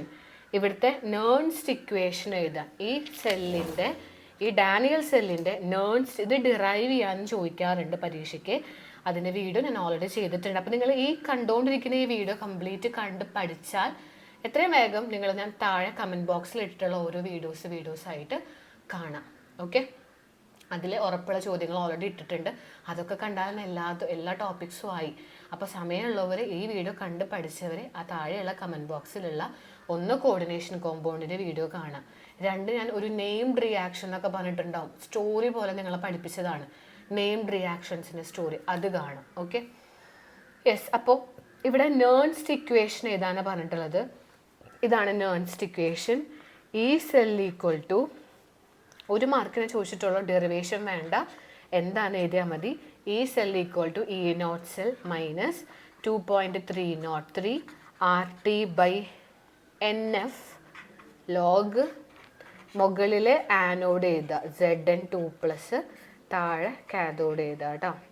ഇത് ഇങ്ങോട്ട് മുകളിലേക്ക് ഇട്ട് ഇവിടെ പ്ലസ് ആവും. ഇവിടെ മൈനസ് ആണെങ്കിൽ മുകളിൽ Zn, താഴെ കോപ്പറാണ് കേട്ടോ. ഈ എന്നിൻ്റെ അവിടെ 2 എന്ന് എഴുതാം, 2 ഇലക്ട്രോൺസ് അല്ലേ. സോ ഇതാണ് Nernst equation. E cell equal to E0 cell minus 2.303 RT/2F log Zn2+/Cu2+. കിട്ടിയെന്ന് വിചാരിക്കുന്നു. ഇത് പഠിച്ചു വയ്ക്കുക. ഡാനിയൽ സെൽ എന്ന് പറഞ്ഞാൽ സിങ്കും കോപ്പറും ആണ് കേട്ടോ. അടുത്തൊരു ക്വസ്റ്റ്യൻ നോക്കിക്കോ. ക്വസ്റ്റ്യൻ പേപ്പറിൽ വന്ന ചോദ്യമാണ്. ഇങ്ങനത്തെ ക്വസ്റ്റ്യൻസ് ഒക്കെ പരീക്ഷയ്ക്ക് ചോദിക്കാം. നിങ്ങൾക്ക് റിയാക്റ്റൻ്റ് തരും, റിയേജൻറ്റ് തരും, പ്രൊഡക്റ്റ് എഴുതുക, റിയാക്ഷൻ്റെ പേര് എഴുതുക. അങ്ങനെ ഒരു 3 റിയാക്ഷനാണ്, 3 ഫിൽ ഇൻ ദ ബ്ലാങ്ക്സ് ആണ്, 3 മാർക്ക് കിട്ടും. ഇവിടുത്തെ പ്രൊഡക്റ്റിൻ്റെ പേര് എഴുതുക, ഇവിടെ ഈ റിയാക്ഷൻ്റെ പേര് എഴുതുക, ഇവിടെ റിയാക്റ്റൻ്റ് ആരാ ഒന്ന് എഴുതുക. ഇങ്ങനെയൊക്കെ ചോദിക്കാം. അപ്പോൾ കുറേ നെയിംഡ് റിയാക്ഷൻസ് ഉണ്ട്. ഡയാസെറ്റൈസേഷൻ, വുഡ്സ് ഫിറ്റിക്, കാർബൈലമീൻ റിയാക്ഷൻ, സേഡ്സ്, കുറേ നെയിം റിയാക്ഷൻസ് നമ്മൾ ഓർഗാനിക്കിലുണ്ട്. ഓർഗാനിക്കിന് വേണ്ടി ഒരു വീഡിയോ ഞാൻ അടുത്ത് ചെയ്യുന്നുണ്ട്. അത് കണ്ടാൽ ഓർഗാനിക്കിൽ ഉറപ്പുള്ള ഭാഗം നിങ്ങളുടെ ഏകദേശം സെറ്റാവും. അപ്പോൾ നിങ്ങൾ ഓർഗാനിക്കിൽ ഇങ്ങനത്തെ കുറേ നെയിം റിയാക്ഷൻസ് ഞാൻ നിങ്ങളെ കുറേ കഥകളായിട്ട്, തട്ടിക്കൂട്ട് കഥകളായിട്ട് പഠിപ്പിക്കുന്നുണ്ട്. ഒന്നും ബൈഹാർട്ട് പഠിക്കേണ്ട, സിമ്പിളായിട്ട് ഓരോ സ്റ്റോറി പോലെ പഠിപ്പിക്കുന്ന വീഡിയോ ചെയ്തിട്ടുണ്ട്. അത് കണ്ടാൽ കുറേ നെയിം റിയാക്ഷൻസ് നിങ്ങൾക്ക് അതിൽ തന്നെ പഠിക്കാൻ പറ്റും, വേറെ ഒന്നും പഠിക്കണ്ട. അതിന് ഓൾറെഡി ചെയ്തതാണ്, കുറേ ലക്ഷങ്ങൾ വ്യൂസ് വന്നൊരു വീഡിയോ ആണത്. താഴെ കമൻറ്റ് ബോക്സിലുണ്ട് ആ വീഡിയോ. അത് കണ്ടാൽ അത് സെറ്റാണ്. നെയിം റിയാക്ഷൻസിൽ നിന്ന് ഒരു 8-10 മാർക്കിന് ചോദ്യങ്ങൾ വരാറുണ്ട്. അപ്പോൾ ആ വീഡിയോ കാണാൻ മറക്കരുത്. ഇന്നത്തെ ഈ വീഡിയോ കണ്ടു കഴിഞ്ഞ ശേഷം അത് കാണാം. അപ്പോൾ നമുക്ക് ഫസ്റ്റത്തെ നോക്കാം. ഇത് നിങ്ങൾ പഠിച്ചിട്ടുണ്ടാവണമെന്നില്ല, ഇപ്പോൾ പഠിക്കുക. CH3 വേണ്ട, CH3 CH2 NH2 ആണ് അവരെടുത്ത റിയാക്റ്റൻ്റ്. അതിലേക്കൊരു റിയേജൻ്റ് ആഡ് ചെയ്തിട്ടുണ്ട്, CHCl3 KOH. ഓക്കെ, ഈ CHC ഇവിടെ N ആണ്, ഇവിടെ C ആണെങ്കിൽ ഇത് കാർബൈലമീൻ ആണ്. ഓക്കെ, ഇതിവിടെ കാർബൺ ഉണ്ട്, ഇവിടെ അമീനും ഉണ്ട്. അങ്ങനെ നോക്കിയാൽ മതി. ഇതൊരു കാർബൈലമീൻ റിയാക്ഷനാണ്. CHCl3 KOH കേട്ടോ.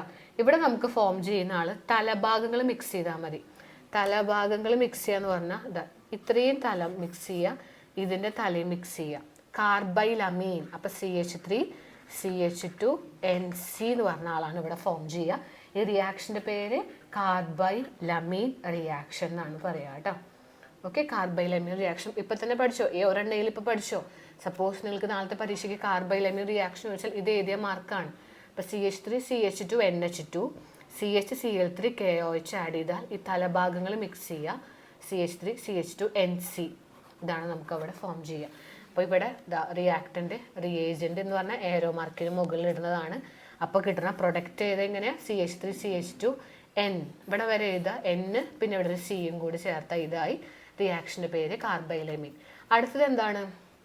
CH3CONH2 ഇതൊരു അമൈഡാണ്. നടുവിൽ CO വന്നാൽ അത് അമൈഡാണ്. അതിലേക്ക് ബ്രോമിനെ ആഡ് ചെയ്തു, NaOH ആഡ് ചെയ്തു, അവർക്ക് കിട്ടിയത് CH3NH2. അതായത് ഇത് രണ്ടാണ് അവർക്ക് കിട്ടിയത്. നടുവിത്തെ CO പോയി, കണ്ടോ? ആ അമൈഡാണിത്, ഈ CO പോയിട്ട് CH3NH2 എന്ന് കിട്ടി. ഈ റിയാക്ഷൻ എന്ന് പറഞ്ഞാൽ ഇത് ഹോഫ്മാൻ ബ്രോമമൈഡാണ്. അമീൻസ് എന്ന് പറഞ്ഞ പാഠത്തിലാണ് ഇത് വരുന്നത്. ഹോഫ്മാൻ ബ്രോമമൈഡ് ഡീഗ്രഡേഷൻ കേട്ടോ, ബ്രോമമൈഡ് ഡീഗ്രഡേഷൻ റിയാക്ഷനാണിത്. അപ്പോൾ അതെങ്ങനെയാണ് മനസ്സിലാക്കുക? ഇത്രയേ ഉള്ളൂ. നമ്മളൊരു അമൈഡ് എടുക്കുക, അമൈഡ് എന്ന് പറഞ്ഞാൽ ഇതാണ്, NH2 വേണം അമീൻ ആവുമ്പോൾ. അമൈഡ് എന്ന് പറഞ്ഞാൽ CO ആണ്. ഇതിലേക്ക് ബ്രോമിൻ, ബ്രോമമൈഡ്, ബ്രോമിനും NaOH ആഡ് ചെയ്താൽ ഇവിടെ എന്താ സംഭവിക്കും? ഈ നടുവിത്തെ ആളങ്ങോട്ട് കളയുക. അപ്പോൾ CH3NH2 ഇതിൻ്റെ പേര് ഹോഫ്മാൻ ബ്രോമമൈഡ്. ബ്രോമിൻ ഉണ്ടല്ലോ, അപ്പോൾ ബ്രോമമൈഡ് ഇത് പഠിച്ചോ. എങ്ങാനും ഹോഫ്മാൻ ബ്രോമൈഡ് ചോദിച്ചാൽ ഇത് എഴുതിയാൽ മതി. ഓക്കെ, ഇപ്പം തന്നെ പഠിക്കുക. അടുത്തെന്താണ്? ഇവർ NaNO2HCl ഒക്കെ ആഡ് ചെയ്തു. NaNO2HCl എന്ന് പറഞ്ഞാൽ നമുക്ക് ഡയാസറ്റൈസേഷനാണ്. കിട്ടിയത് C6H5N2Cl ആണ്. അപ്പോൾ എന്താ ചെയ്തത്? ഇവിടെ ഏതോ ഒരാളെടുത്തു, അതിലേക്ക് അവർ NaNO2ഉം HCl ആഡ് ചെയ്തു. വളരെ ഫേമസ് റിയാക്ഷനാണിത്. സാൻമെയറിലും ഇത് വരുന്നുണ്ട്. ഡയാസറ്റൈസേഷനും ഇത് തന്നെയാണ്.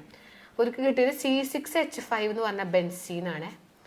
C6H5N2Cl എന്നാണ് കിട്ടിയത്. ഡയാസറ്റൈസേഷനാണ് പേര്. അപ്പോൾ ഇവർ ആരെയെന്നറിയാം ഇവിടെ എടുത്തിട്ടുള്ളത്? ഇത് ബെൻസീൻ എടുത്തിട്ട് മുകളിൽ എടുത്തിട്ടുണ്ടാവുന്ന ആള് NH2 ആണ്, അനിലിൻ. അപ്പോൾ ഇവിടെ ഒക്കെ NH2 വെച്ചിട്ടുള്ളത് കാർബൈലമീൻ. പിന്നെ ഇത് അമീൻസ് എന്ന് പറഞ്ഞ പാഠത്തിൽ നിന്ന് വന്ന ചോദ്യങ്ങളാണിത്. അപ്പോൾ അനിലിനാണ്, ഇത് അനിലിനാണ്. C6H5NH2 ഇതിൻ്റെ പേര് C6H5 എന്നാണ് കേട്ടോ ബെൻസീൻ്റെ പേര്. C6H5NH2 aniline. അതിലേക്ക് NaNO2HCl ഇട്ടാൽ N2Cl എന്ന് ഇവിടെ വരും. ഡയാസറ്റൈസേഷനാണ്, ഡയാസറ്റൈസേഷൻ പഠിച്ചു വയ്ക്കുക. അപ്പോൾ ഇവിടെ എടുത്തത് C6H5NH2 ആണ്, അനിലിൻ. അതിലേക്ക് NaNO2HCl ഒക്കെ ഇടുമ്പോൾ N2Cl ആയി. അപ്പോൾ 3 പഠിച്ചോളൂ, ഇമ്പോർട്ടൻ്റ് ആണ്. നമുക്ക് കുറച്ച് IUPAC നെയിമിങ് ചെയ്ത് നോക്കാം. പരീക്ഷയ്ക്ക് വരുന്ന ഒന്നാണ്. IUPAC നെയിമിങ് നമുക്ക് പരീക്ഷയ്ക്ക് വരാൻ സാധ്യതയുണ്ട്. മോഡലിൽ ചോദിച്ചിട്ടില്ല. ഞാൻ കുറച്ച് സാമ്പിൾസ് ഇവിടെ ചെയ്യാണ്. അപ്പോൾ ഇത് ചെയ്യുമ്പോൾ നിങ്ങൾക്ക് കിട്ടണമെന്നുണ്ടെങ്കിൽ നിങ്ങൾ ആദ്യം മറ്റേ വീഡിയോ പോയിട്ട് കാണണം. കോർഡിനേഷൻ കോമ്പൗണ്ട് വീഡിയോ പോയിട്ട് കണ്ടാൽ ഇത് സെറ്റ് ആവുള്ളൂ കേട്ടോ. അപ്പോൾ ഞാൻ ഇതിൻ്റെ പേരുകൾ നമുക്ക് ഓരോന്നായിട്ടൊന്ന് എഴുതാം. ഇനിയിപ്പോൾ അറിയാം, കോർഡിനേഷൻ കോമ്പൗണ്ടൊക്കെ അറിയാമെന്നുള്ളവരുണ്ടാവുമല്ലോ ഇതിൽ. അപ്പോൾ അവരെ റൂളൊക്കെ അറിയാമെന്നുള്ളവർക്ക് ഈ പ്രോബ്ലംസൊക്കെ ഒന്ന് ചെയ്യുമ്പോൾ IUPAC നെയിമിങ്ങും സെറ്റാവും. ഇനി അറിയാത്തവരുണ്ടെങ്കിൽ എത്രയും വേഗം പോയിട്ട് IUPAC നെയിമിങ്ങിൻ്റെ വീഡിയോ കാണണം. ഇത് നമുക്കൊന്ന് ചെയ്യാം. ഇത് നമുക്ക് ലാസ്റ്റ് ചെയ്യാം. നമുക്ക് ബാക്കി ക്വസ്റ്റ്യൻസും കൂടി നോക്കിയിട്ട് ഇത് ചെയ്യാം കേട്ടോ. ഇതാണ് ചോദ്യം. അടുത്തൊരു ക്വസ്റ്റ്യൻ വരാൻ സാധ്യതയുള്ള DNF ബ്ലോക്കിലൊരു ചോദ്യമാണ്. What is lanthanoid contraction? Give reason for it. എന്താണ് ലാന്തനോഡ് കോൺട്രാക്ഷൻ? ലാന്തനോഡ് കോൺട്രാക്ഷൻ എന്ന് പറഞ്ഞാൽ ഒന്നുമില്ല, സൈസ് കുറഞ്ഞു വരിക, അത്രേ ഉള്ളൂ. Regular decrease in size of atoms. എന്താണ്? റെഗുലർ ആയിട്ട് സൈസ് കുറയുക. ഇപ്പം തന്നെ പഠിക്കുക. എന്താണ് lanthanoid contraction? Regular decrease, regular ആയിട്ട് സൈസ് കുറഞ്ഞു വരുന്ന പ്രോസസ്സാണ് ലാന്തനോഡ് കോൺട്രാക്ഷൻ. അപ്പോൾ there is A regular decrease in the size of atoms or ions with increasing atomic number as we move across lanthanum to lutetium. ഇത്രയൊന്നും എഴുതിയില്ലെങ്കിലും regular decrease in size of atoms, slow decrease in size കുറയുന്നതാണ് lanthanoid contraction എഴുതിയാൽ മതി. Atomic number കൂടുന്തോറും ആണ് ലാന്താനിയം മുതൽ ലൂട്ടീഷ്യം വരെയാണ്, LA തൊട്ടിട്ട് LU വരെയാണെന്നൊക്കെ എക്സ്ട്രാ ഒപ്പം എഴുതാം. സംഭവം ഇത്രയേ ഉള്ളൂ. ലാന്തനോഡ് കോൺട്രാക്ഷൻ എന്താണെന്ന് ചോദിച്ചാൽ regular decrease in size of atoms ആണ്. ആറ്റംസിൻ്റെ അയോൺസിൻ്റെ സൈസ് കുറഞ്ഞു വരുന്നതാണ് regular decrease in size of atoms of ions ആണ്. അതാണ് ലാൻഡ്രോഡ് കോൺട്രാക്ഷൻ. Give reason. അതിന് കാരണം എന്താണ്? കാരണം എത്രയേ ഉള്ളൂ, ലാൻഡാനിയം തൊട്ട് ലൂട്ടീഷ്യം വരെയാണ് പറയണത്. ലാൻഡാനിയം മുതൽ ഈ ലാൻഡാനിയത്തിൻ്റെ ഒക്കെ പ്രത്യേകത, ഇതിൻ്റെ ഉള്ളിൽ 4f എന്ന് പറഞ്ഞ ഇലക്ട്രോൺസ് ഉണ്ട്. 4fൽ കുറേ ഇലക്ട്രോൺസുകളുണ്ട്. 4f എന്ന് പറഞ്ഞ ഷെല്ലുണ്ട്. അവർക്ക് സ്ലോ അല്ലെങ്കിൽ സ്ക്രീനിങ് എഫക്റ്റ് ചെറുതാണ്, സ്ക്രീനിങ് എഫക്റ്റ് ലോ ആണ്, അല്ലെങ്കിൽ ഇൻഎഫക്റ്റ് ആണ്. എഫക്റ്റ് ഇല്ല ഇവർക്ക്. സ്ക്രീനിങ് എഫക്റ്റ് അല്ലെങ്കിൽ ഇൻഎഫക്റ്റീവ് സ്ക്രീനിങ് ആണ് എന്ന് പറഞ്ഞാൽ ഈ 4fന് പ്രശ്നം സ്ക്രീനിങ് കുറവാണ്. ഈ സ്ക്രീനിങ് എഫക്റ്റ് ഇല്ല എന്ന് പറഞ്ഞാൽ എന്താ, ഇവരിങ്ങനെ മറ പോലെ നിൽക്കുന്നില്ല, മറ പോലെ ഇല്ല, സ്ക്രീനിങ് ഇല്ല ഇവർക്ക്. മറ പോലെ നിന്നാൽ എന്താ പ്രത്യേകത, സ്ക്രീനിങ് ഉണ്ടെങ്കിൽ ഇവിടെയുള്ള ന്യൂക്ലിയസിനെ, ഇവിടെയുള്ള ഇലക്ട്രോൺസിനെ കാണാൻ പറ്റില്ല. ഇവർ മറ പോലെ നിന്നാൽ സ്ക്രീനിങ് ഉണ്ടായിരുന്നെങ്കിൽ, മറ പോലെ നിന്നിരുന്നെങ്കിൽ ന്യൂക്ലിയസിനെ ലാസ്റ്റുള്ള ഇലക്ട്രോൺസുകളെ കാണാൻ പറ്റില്ല. അപ്പോൾ അട്രാക്ഷൻ ഉണ്ടാവില്ല, ന്യൂക്ലിയർ ചാർജ് ഇല്ല ഇവിടെ, ഇവർ തമ്മിൽ ന്യൂക്ലിയർ ചാർജ് ഇല്ല. പക്ഷേ ഇവിടുത്തെ പ്രശ്നം എന്താ, ലാൻഡാനിയം തൊട്ട് ലൂട്ടീഷ്യം വരെയുള്ള പ്രത്യേകത, ഇവരുടെ ഉള്ളിലൊക്കെ 4f എന്ന് പറയുന്ന ഒരാളുണ്ട്, 4f എന്ന് പറഞ്ഞ ഷെല്ലുണ്ട്. പക്ഷെ അതിന് സ്ക്രീനിങ് ഇല്ല, ഇതുപോലെ മറ പോലെ നിൽക്കുന്നില്ല. ഇൻഎഫക്റ്റീവ് സ്ക്രീനിങ് ആണെന്ന് പറഞ്ഞാൽ സ്ക്രീനിങ് ഇല്ല, മറ പോലെ നിൽക്കുന്നില്ല. അപ്പോൾ ന്യൂക്ലിയസിനെ സിമ്പിളായിട്ട് പുറമേയുള്ള ഇലക്ട്രോൺസുകളെ കാണാൻ പറ്റുന്നു, അവിടെ ന്യൂക്ലിയർ ചാർജ് കൂടുന്നു. അതായത് ഈ ന്യൂക്ലിയസിന് സിമ്പിളായിട്ട് പുറമേയുള്ള ആൾക്കാരെ കാണാം, അവരായിട്ട് അട്രാക്ഷനിലാണ്, ന്യൂക്ലിയർ ചാർജ് കൂടുകയും ചെയ്യും. അപ്പോൾ അവരെങ്ങനെ വലിക്കും, ഈ ന്യൂക്ലിയസിനെ പിടിച്ച് വലിക്കുമ്പോൾ ഒരു സൈസ് ഷ്രിങ്ക് ആവും, കുറയും. അങ്ങനെയാണ് സൈസ് കുറഞ്ഞു വരുന്നത്. അപ്പോൾ എന്തുകൊണ്ടാണ് ഇവരിലൊക്കെ 4f എന്ന് പറഞ്ഞ ഇലക്ട്രോൺ ഉണ്ട്. 4fന് ഇൻഎഫക്റ്റീവ് സ്ക്രീനിങ് ആണ്. ആ പോയിന്റ് വന്നാൽ മതി. കാരണം എന്താ, ineffective screening of 4f shell. 4f ഉണ്ട് ഇവരുടെ ഉള്ളിൽ, 4fന് ഇൻഎഫക്റ്റീവ് സ്ക്രീനിങ് ആണ്. സോ ന്യൂക്ലിയർ ചാർജ് കൂടും, പുറമെയുള്ള ഇലക്ട്രോൺസുകളൊക്കെ നന്നായി വലിച്ച് പിടിച്ച് ന്യൂക്ലിയർ ചാർജ് കൂടും, സൈസ് കുറഞ്ഞു വരും. ഇതെങ്ങനെ എഴുതി പിടിപ്പിക്കാം? അപ്പോൾ എന്താണ് ലാൻഡിനോട് കോൺട്രാക്ഷൻ? എഴുതുക, റെഗുലർ ഡിക്രീസ് ഇൻ സൈസ് കുറഞ്ഞു വരുന്നതാണ് ലാൻഡിനോട് കോൺട്രാക്ഷൻ. എന്താ കാരണം? 4f electron constitute inner shell. Inner ഷെല്ലിലെ ഉള്ളിലെ 4f ഇലക്ട്രോൺസ് ഉണ്ട്, അവർക്ക് they are ineffective screening ineffective ആണ്. അപ്പോൾ എന്താ സംഭവിക്കുക, അട്രാക്ഷൻ ഇൻക്രീസ് ചെയ്യുന്നു. കണ്ടോ, attraction of nucleus for the electron. ന്യൂക്ലിയസും ഇലക്ട്രോൺസും തമ്മിലുള്ള അട്രാക്ഷൻ കൂടുന്നു. സോ ഇലക്ട്രോൺ ക്ലൗഡ് ഷ്രിങ്ക് ചെയ്യുന്നു, ഇവരിങ്ങനെ ചുരുങ്ങി വരുന്നു, ലാൻഡനോയിഡ്സിൻ്റെ സൈസ് കുറയുന്നു. അപ്പോൾ ഇത്രയേ ഉള്ളൂ. 4f ഇലക്ട്രോൺസ് ഉണ്ട്, അവർക്ക് ഇൻഎഫക്റ്റീവ് സ്ക്രീനിങ് ആണ്. ആ പോയിന്റ് വന്നാൽ മതി, ഇൻഎഫക്റ്റീവ് സ്ക്രീനിങ് ആണ്. സോ ന്യൂക്ലിയർ ചാർജ് കൂടുന്നു, അട്രാക്ഷൻ കൂടുന്നു, അവരെ ഷ്രിങ്ക് ചെയ്യുന്നു, അവർ ചുരുങ്ങി അങ്ങനെ അവരങ്ങനെ വലിച്ചു പിടിക്കുകയാണ് ന്യൂക്ലിയസ്. അങ്ങനെ വലിച്ചു പിടിച്ച് അട്രാക്ട് ചെയ്ത് സൈസ് കുറയുന്നു കേട്ടോ. ഇതാണ് സംഭവം. ചോദിക്കാൻ ഇതിൻ്റെയൊക്കെ കോൺസീക്വൻസ് ചോദിക്കാം ചില പരീക്ഷകളിൽ. എന്താ ലാൻഡിനോട് കോൺട്രാക്ഷൻ, റീസൺ എഴുതുക, അതിൻ്റെ കോൺസീക്വൻസ്. ഇതിന് 3 സെക്ഷനായി ചോദിക്കും. എന്താണ് കാരണം, എന്താണ് അതുകൊണ്ടുള്ള ഫലങ്ങൾ. അതിൻ്റെ ഫലങ്ങൾ ഇതൊക്കെയാണ്. ഇത് ലാൻഡിനോട് കോൺട്രാക്ഷൻ കാരണം. ഒന്നാമത്തെ പ്രശ്നം, atomic radii of second row of transition elements are similar to third raw.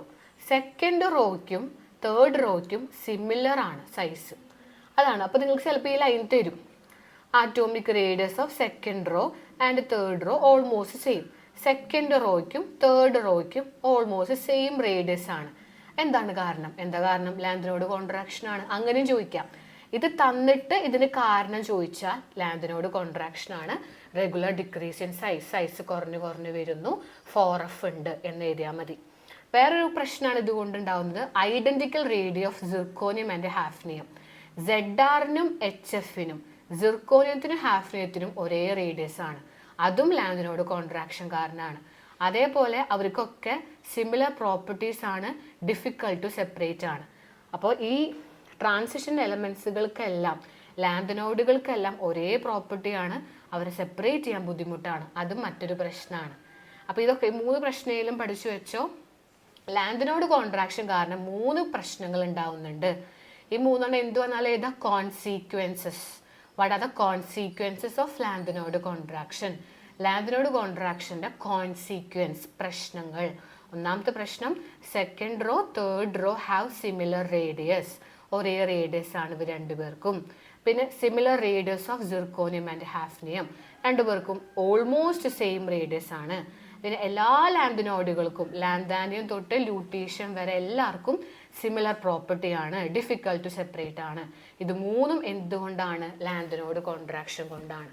അപ്പം ഇങ്ങനെ ഇത് തന്നിട്ട് എന്താ കാരണം എന്ന് ചോദിച്ചാൽ ലാന്തിനോട് കോൺട്രാക്ഷൻ ആണെന്ന് എഴുതാം.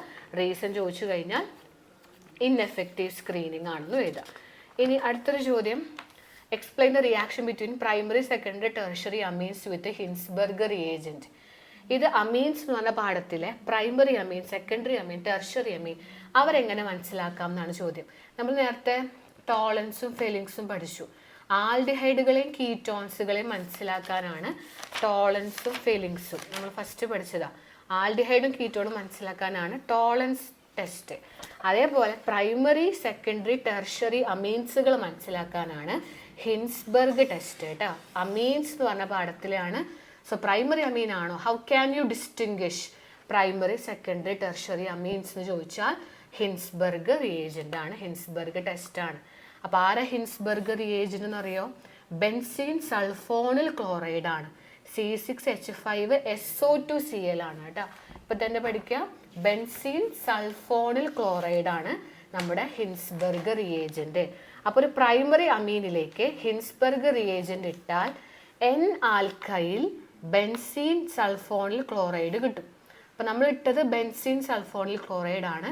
അതിലേക്ക് ഇതാ ബെൻസീൻ സൾഫോണിൽ ക്ലോറൈഡിലേക്ക് N ആൽക്കൈൽ എന്ന് വന്നാൽ പ്രൈമറി അമീൻ. ഇനി NN ഡൈ ആൽക്കൈൽ എന്ന് വന്നാൽ സെക്കൻഡറി അമീൻ. ടെർഷറി അമീൻ ആണെങ്കിൽ റെസ്പോണ്ട് ചെയ്യില്ല. അപ്പം നിങ്ങളിതിൽ എഴുതേണ്ടത് ഏതെങ്കിലും ഒരു പ്രൈമറി അമീൻ എടുത്ത് അതിലേക്ക് ഹിൻസ്ബർഗ് റിയേജൻ്റ് ആഡ് ചെയ്താൽ നമുക്ക് N നോർമൽ എന്നാണ് അത് ഉദ്ദേശിക്കണേ.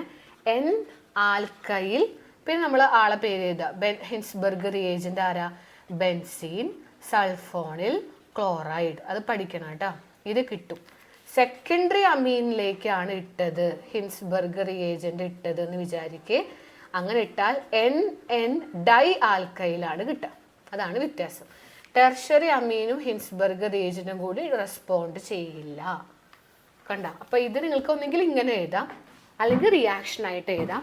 അപ്പോൾ ഒരു പ്രൈമറി അമീൻ എടുക്കുക, ഹിൻസ്ബർഗ് റിയേജൻ്റ് ആഡ് ചെയ്യുക. ആരെ Hinsberg reagent? Benzene sulphonyl chloride. Benzene വരയ്ക്കുന്നു, സൾഫോണിൽ വരയ്ക്കുന്നു, SO2Cl. ഇതാണ് ബെൻസീൻ സൾഫോണിൽ ക്ലോറൈഡ്. ഓക്കെ. അപ്പോൾ ഹിൻസ്ബർഗ് റിയേജൻ്റ് ഇട്ട് കഴിഞ്ഞാൽ നമുക്ക് N alkyl benzene sulphonyl chloride. ഇത് തന്നെ എഴുതുക, ബെൻസീൻ സൾഫോണിൽ ക്ലോറൈഡ്. N ആൽക്കൈലിന് ഫ്രണ്ടിൽ വരും. അത് ആൽക്കലിയിൽ സോലിബിൾ ആയിരിക്കും. പക്ഷെ സെക്കൻഡറി അമീൻ എടുത്തു കഴിഞ്ഞാൽ NN di alkyl benzene sulphonyl chloride എന്നാണ് വരിക. ടെർഷറി ആണെങ്കിൽ റെസ്പോണ്ട് ചെയ്യില്ല. ഇതിന് റിയാക്ഷനും ഉണ്ട്. ആദ്യതാ ബെൻസീൻ, ചിലപ്പോൾ റിയാക്ഷൻ ചോദിക്കാം കേട്ടോ. ബെൻസീൻ സൾഫോണിൽ ക്ലോറൈഡ് എടുക്കുക, അതിലേക്ക് ഇത് നമ്മൾ പ്രൈമറി അമീൻ ഇട്ടു. പ്രൈമറി അമീൻ എന്ന് പറഞ്ഞാൽ C2H5NH2 ആണ്. ഒരു C2H5 വന്നിട്ടുള്ളൂ, ഒരു C2H5. 2 C2H5 വന്നാലാണ് സെക്കൻഡറി അമീൻ കേട്ടോ. ഓക്കെ. അപ്പോൾ പ്രൈമറി അമീൻ എന്ന് പറയുമ്പോൾ ഒരു C2H5ഉം NH2. അപ്പോൾ ഇവിടെ എന്താ സംഭവിക്കുക എന്ന് പറയുന്നത്, നിങ്ങൾക്ക് ഇവർ രണ്ടാളും കൂടി മിക്സ് ആക്കും. അതിൽ നിങ്ങൾ ഇയാളെ കളയുക, ഇവരെ കളയുക, HCl കളഞ്ഞിട്ട് ബാക്കിയുള്ളവരെ മിക്സ് ആക്കുക. എങ്ങനെ? ബെൻസീൻ എഴുതുക, SO2 എഴുതുക, ഇവരെ എഴുതരുത്, Hഉം Cl എഴുതരുത്, പിന്നെ NHഉം C2H5 എഴുതുക. ഇതാണ് നമ്മുടെ ആര്? N alkyl benzene sulphonyl chloride. കണ്ടോ? ബെൻസീൻ സൾഫോണിൽ ക്ലോറൈഡ് ഫോം ചെയ്യും. ഇനി ഇവിടെയോ സെക്കൻഡറി അമീൻ എടുക്കുക, 2 C2H5ഉം NHഉം. അപ്പോൾ ഇവിടെ നമ്മൾ ഇത് എഴുതരുത്, ബാക്കിയുള്ളത് എഴുതുക. Benzene SO2 N C2H5 di alkyl. അപ്പോൾ ഒന്ന് നിങ്ങൾ ഈ പച്ചക്കളറിൽ എഴുതുക, ഹിൻസ്ബർഗ് റിയേജൻ്റ് ആരാണ്? ബെൻസീൻ സൾഫോണിൽ ക്ലോറൈഡ് ആണ്, C6H5SO2Cl. പ്രൈമറിയിലേക്ക് ഇട്ടാൽ N alkyl benzene sulphonyl chloride ആണ്. സെക്കൻഡറി അമീനിലേക്ക് ഇട്ടാൽ NN di alkyl benzene sulphonyl chloride ആണ്. ടെർഷറി ആണെങ്കിൽ ഉണ്ടാവില്ല. പറ്റുന്ന ഒരു റിയാക്ഷനും കൂടി പഠിക്കുന്നത് നല്ലതാണ്. അടുത്തൊരു ക്വസ്റ്റ്യൻ ഇതാണ്, ഡ്രോ ജോമെട്രിക്കൽ ഐസോമേഴ്സ് ഓഫ്, ഇതിൻ്റെ ജോമെട്രിക്കൽ ഐസോമേഴ്സ് വരയ്ക്കുക. Which among the isomer are optically active. അപ്പോൾ ജോമെട്രിക്കൽ ഐസോമേഴ്സ് വരയ്ക്കാൻ പറഞ്ഞാൽ സിസും ട്രാൻസും ആണ്. PT അടുത്തടുത്ത് CL അടുത്തടുത്ത് EN കൊടുത്താൽ അത് സിസ്. ഓപ്പോസിറ്റ് ആണ് same, opposite CL opposite EN, ഇതാണ് ട്രാൻസ്. ഇത് വരയ്ക്കുക. ഇത് ഏതാണ് ഒപ്റ്റിക്കലി ആക്റ്റീവ് എന്നൊരു ചോദ്യമുണ്ട്. ഇതിൽ ഒപ്റ്റിക്കലി ആക്റ്റീവ് ആയിട്ടുള്ള സിസ് ആണ്. സിസ് ആയിരിക്കും എപ്പോഴും ഒപ്റ്റിക്കലി ആക്റ്റീവ്, കാരണം they are not superimposable. Reason ചോദിച്ചാൽ അവർ സൂപ്പർ ഇമ്പോസിബിൾ അല്ല, അവരെ mirror image not superimposable എന്ന് എഴുതൽ മാർക്കായി. അപ്പോൾ ഇത് നോക്കി വയ്ക്കുക. ഇത് നമ്മൾ ഇതിൽ പറയാണ്ടിരുന്നത് IUPAC നെയിമിംഗ് ആണ്. ഈ IUPAC നെയിമിങ്ങിൻ്റെ ഞാൻ അടുത്ത വീഡിയോയിൽ പറയാം. അപ്പോൾ എല്ലാവരും അപ്പോഴേക്കും ആ കോർഡിനേഷൻ കോമ്പൗണ്ടിൻ്റെ വീഡിയോ കണ്ടോളൂ. എങ്കിലും നമുക്ക് ഇങ്ങനത്തെ കുറച്ച് എക്സാമ്പിൾസ് നോക്കാം. അതുപോലെ നെയിംഡ് റിയാക്ഷൻസിൻ്റെ വീഡിയോ നിങ്ങൾ കാണാം.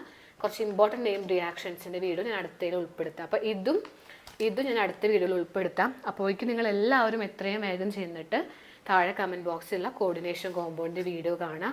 ഇവരുടെ പേരുകളും ചാർജുകളും എങ്ങനെയാണ് എഴുതാന്നൊക്കെ ഞാൻ ഓൾറെഡി പറയുന്നൊരു വീഡിയോ ഉണ്ട്, അത് കാണാം. അപ്പോൾ അടുത്ത വീഡിയോയിൽ ഇതൊക്കെ ഞാൻ പറയുമ്പോൾ നിങ്ങൾക്ക് ഒന്നുകൂടി മനസ്സിലാവും. ഇതും നെയിംഡ് റിയാക്ഷൻസ് കഥ പോലെ പഠിപ്പിക്കുന്ന വീഡിയോയും ഉണ്ട്, അതും കാണാം. ഓക്കെ, അപ്പോൾ അത് രണ്ടും നമുക്ക് അടുത്ത വീഡിയോയിൽ ഡിസ്കസ് ചെയ്യാം. വളരെ ഇമ്പോർട്ടൻ്റ് ആണ്. IUPAC നെയിമിങ് ചോദിക്കാൻ സാധ്യതയുണ്ട്. നെയിംഡ് റിയാക്ഷൻസും ഉറപ്പായിട്ടും പരീക്ഷയ്ക്ക് ഒരു 8-10 മാർക്കിന് ചോദിക്കുന്നതാണ്. അപ്പോൾ അത് രണ്ടും താഴെ കമൻറ്റ് ബോക്സിലുണ്ട്. അപ്പോൾ ഇത് പഠിച്ചു കഴിഞ്ഞവർ, ഈ വീഡിയോയിലുള്ള ചോദ്യങ്ങളൊക്കെ പഠിച്ചു കഴിഞ്ഞവർ അത് പോയിട്ട് പഠിക്കുക. ഇത് കഴിഞ്ഞവർ അതാണ് ആദ്യം പോയിട്ട് പഠിക്കേണ്ടത്. അപ്പോൾ നമ്മൾ കുറേ പാഠങ്ങൾ ക്ലബ് ചെയ്തു. D&Fലെ ചോദ്യം നമ്മൾ കണ്ടു, പിന്നെ ഓർഗാനിക്കിലെ കുറച്ച് ക്വസ്റ്റ്യൻസ് നമ്മൾ കണ്ടു, ഇലക്ട്രോ കെമിസ്ട്രിയിലെ ചോദ്യങ്ങൾ നമ്മൾ കണ്ടു, അങ്ങനെ കുറച്ച് ചോദ്യങ്ങളൊക്കെ നമ്മൾ കണ്ടു, ഓർഗാനിക്കിലെ കുറച്ച് ചോദ്യങ്ങളൊക്കെ കണ്ടു. അപ്പോൾ ഇതൊക്കെ ക്ലിയർ ആയി മനസ്സിലായെന്ന് വിചാരിക്കുന്നു. ഓക്കെ എന്നുള്ളത് താഴെ കമൻറ്റ് ബോക്സിൽ പറയാം. അപ്പോൾ നമുക്കിനി അടുത്ത വീഡിയോ എന്ന് പറഞ്ഞാൽ കുറച്ചും കൂടി ഇമ്പോർട്ടൻറ്റ് ക്വസ്റ്റ്യൻസ് ആയിട്ട് വരാം. ന്യൂമറിക്കൽ ക്വസ്റ്റ്യൻസിൻ്റെ വീഡിയോ വരുന്നുണ്ട്, സിമ്പിളായിട്ടുള്ള ക്വസ്റ്റ്യൻസും ആൻസേഴ്സിൻ്റെ വീഡിയോസ് വരുന്നുണ്ട്. അതേപോലെ ഞാൻ നേരത്തെ പറഞ്ഞ പോലെ IUPAC നെയിമിങ് ഓർഗാനിക്കിന് അതിനെ ബേസ് ചെയ്തിട്ടുള്ള ചോദ്യങ്ങളൊക്കെ വരുന്നുണ്ട്. അപ്പോൾ അടുത്ത വീഡിയോയിൽ കാണാം. അപ്പോൾ എത്രയും വേഗം എല്ലാവരും ഈ പറഞ്ഞ ചോദ്യങ്ങൾ പഠിക്കുക. താഴെ കമൻറ്റ് ബോക്സിലുള്ള വീഡിയോ പോയി കണ്ടോളൂ. കോർഡിനേഷനും IUPAC നെയിമിങ്ങോട്ട് കോർഡിനേഷൻ കോമ്പൗണ്ടിൻ്റെ ക്ലാസ്സും പിന്നെ നെയിംഡ് റിയാക്ഷൻസ് കഥ പോലെ, ആ രണ്ടെണ്ണം അടുത്ത വീഡിയോ ഞാൻ ഇടുമ്പോഴേക്കും എല്ലാവരും പഠിച്ചിരിക്കണം. ബാക്കി ഷുവർ ക്വസ്റ്റ്യൻസ് നമുക്ക് അടുത്ത വീഡിയോയിൽ നോക്കാം. Thank you.